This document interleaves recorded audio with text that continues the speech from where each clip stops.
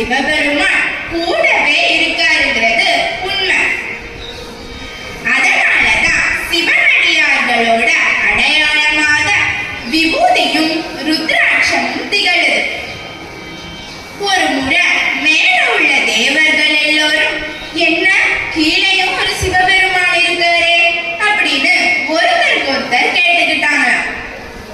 என்ன கீழையும் ஒரு சிவபெருமானான்னு ஆச்சரியமா இருக்குல்ல? அது வேற யாரும் இல்ல, 1008 ருத்ராட்சம் அணிந்த ஒருவரை பார்த்து தான் அப்படி சொல்லியிருக்காங்க.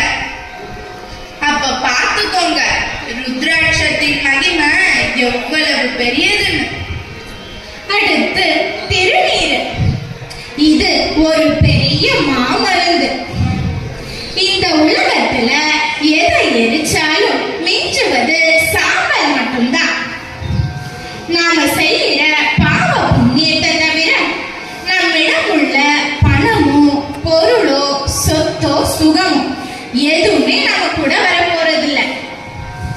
இந்த மாய உலகத்துல சிவனை நினைச்சு சிவாய